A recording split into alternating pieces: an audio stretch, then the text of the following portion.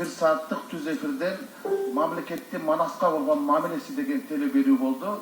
Ага окумуштуулар катышты, манаскчылар катышты, анан жогорку кеңеште мен катыштым. Бирок өкмөттөн бир да киши катышпай койду. Мына мамлекеттин Манаска болгон мамилеси. Мына ошол передачада өкмөттүн дарагына аябай ачуусундар айттылар. Эмне үчүн Манас эпосы боюнча мыйзамды өкмөт аткарбай жатат деп.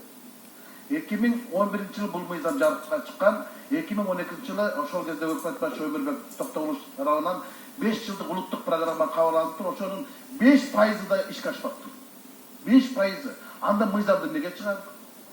Биз Манасты коргой албай жатпайбызбы? Дегеле дени сак өлкөдө, улуттук мурасты мыйзам менен коргойт, улуттук мурасты ыйман менен коргойт. Манас атабыз кыргыз элин жерин эч кандай уставы жок, уруксаты жок эле тактап келбеди эле. Эми биз ушул мыйзам менен коргой атабыз.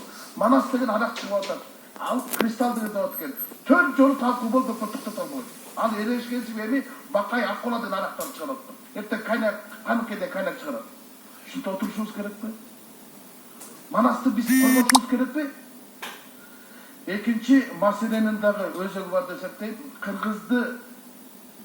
кыргызга таанымал эмес, кыргызды тааныткан Сүймөкүл Чокмонов деген СССРдин эл артысы бар.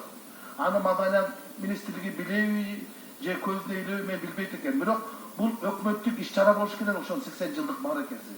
Өкмөт өчөшкөнсүп Маданият министрлигине өткөрүп койсо, Маданият министрлиги департамент кинематограф өткөрүп коюптур. Ушундай кишинин деңгээлин департамент көчүрөсүз.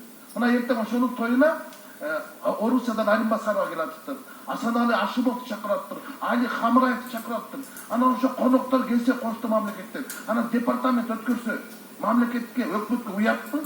Уят анан бир дагы сом акча каралбаптыр. 80 жылдык бареке Сүймөкүл Чокмонов. Мен өкмөткө айда канча өкүнөм. Өкүргүм да келбей калды, өтүнгүм деле келбей калды, өтпөй деле калды болуш керек. Андыктан мен урматтуу президентибизге кайрылам. Эгер Кыргыздын өңү Сүймөкүлдүн өңүндөй деген сөздүн төркүнү төгүн болбосо, анда урматтуу президентибиз өздүк фондубуздан жанагы Сүймөкүлдүн өзүнүн сүрөтү чапталган түшкөн жашыл кагаз бар. Ошодон бир пачка берип койгула. Ушул улуу агабыздын урматтап ушул уят болбой конокторго, коштолорго өткөрүп алайык. Ал тарыхта татыктуу киши. Ушундай айтып коеюн дедим, рахмат.